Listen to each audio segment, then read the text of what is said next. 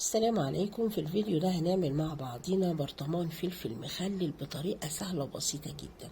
وبصراحة الطريقة دي مش طريقة هالة، الطريقة دي علمتهاني واحدة فلاحة، وبصراحة أنا جربتها وعجبتني جدا جدا. والطريقة دي بتخلي الفلفل بتاعك من أول فلفلاية لغاية آخر فلفلاية في البرطمان مقرمشة وزي الفل. واديكم شايفين شكل الفلفل مغري. فيلا أنا دايما أقول لكم إيه أهم من الشغل؟ تنظيم الشغل. يلا نسمي بالله. بسم الله الرحمن الرحيم. انا هنا جايبه كيلو ونص فلفل، وهناخد الفلفل بتاعنا نغسله كويس قوي وارجع لكم تاني بيه. بس الاول هنعمل ايه؟ هنجيب حله، هنحط نصها ميه، نص الحله ميه كده، ومش هنضيف اي اضافات في الميه خالص. وهناخد الميه بتاعتنا دي نحطها على النار لغايه ما تغلي كويس. تمام كده. اظن يعني الخطوه دي ايه سهله وبسيطه. وبعد ما الميه تغلي كده هنسيبها تغلي. هكون انا غسلت الفلفل ورجعت لكم بيه.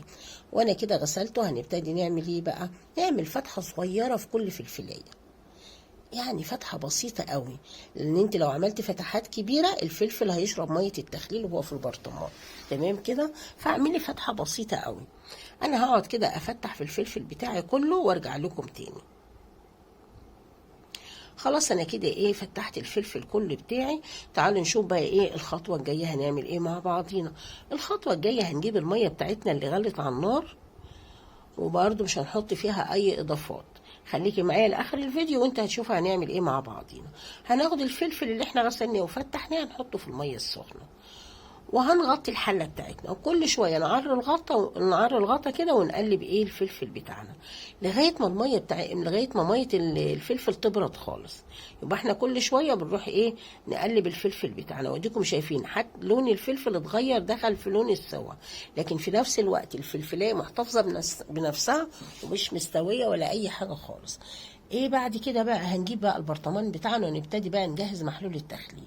انا نزلت بمعلقه السكر، وهننزل باربع معالق مليانين ملح. تمام كده. بعد كده هنجيب بقى ايه الفلفل بتاعنا اللي حطيناه في الميه السخنه. هناخد الميه كده البارده بتاعتنا ونحطها على الملح ونقلبهم مع بعضينا. اظن يعني العمليه سهله وبسيطه جدا. وهنجيب 4 تفصاص توم ونحطهم في نفس البرطمان ونقلبهم. بعد ما قلبنا الملح كويس هنبتدي ناخد الفلفل بتاعنا ونملى البرطمان بتاعنا. اظن يعني العمليه سهله وبسيطه جدا. يا ريت اللي ما حطتليش اللايك تحط لي اللايك عشان فيديوهاتي توصل لكل الناس. هقعد انا كده املى في البرطمان بتاعي وهنشوف هنعمل ايه. الميه دي يا جماعه احنا ما بنستخدمش ميه من الحنفيه، يعني انت بتستخدمي نفس الميه السخنه اللي انت حطيتي فيها الفلفل. دي ميه معقمه، وهي الميه اللي هتحافظ على الفلفل بتاعك يقعد مقرمش معاكي لاخر حبه. هبتدي انا بقى اكمل بقى البرطمان بتاعي من الميه اللي حطينا فيها الفلفل. اظن يعني مفيش اسهل من كده. تمام كده. خلاص انا مليت كده هامله البرطمان بتاعي، بس لازم الميه تغطي البرطمان بتاعك للاخر. لازم الفلفل يبقى مغطي بالبرطمان. تمام كده. الميه تغطي الفلفل خالص. انا اتبقوا معايا شويه، نزلت بحبه سكر صغيره ومعلقه ملح، وهنزل برضو ببقيه الكميه هحط الباقيين في نفس العلبه دي. تمام كده. الفلفل ده بيقعد معانا حوالي اسبوع، بناكل منه بعد اسبوع. بس هيقعد معاكي بعد ما يستوي من اول فلفلايه لاخر فلفلايه، هيقعد معاكي مقرمش وزي الفل. السكر فايدته انه بيعمل ماده حافظه للفلفل، وبيحافظ لي برضو على قرمشه الفلفل. وبنخلل بالميه اللي حطينا فيها الفلفل. تمام كده. لو الميه دي افرض خلصت منك هنتصرف ازاي؟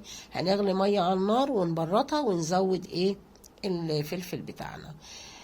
وذوق الفلفل بتاعك لقيتيه محتاج ملح، زودي ملح، لان الملح بيختلف من ملح للتاني، ملوحة الملح بتختلف. تمام كده. فاحنا نتابع حاجتنا ونشوفها. وهنقفل بقى الحاجة بتاعتنا، نقفلها كويس ونسيبها اسبوع.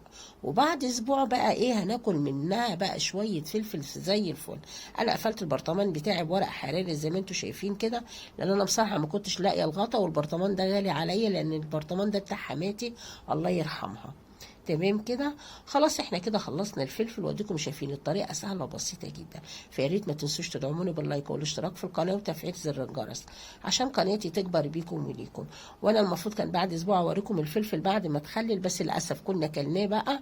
فاقول لكم اهم حاجه الطريقه، والطريقه سهله وبسيطه وبالهنا والشفا، ومنتظر رايكم في التعليقات.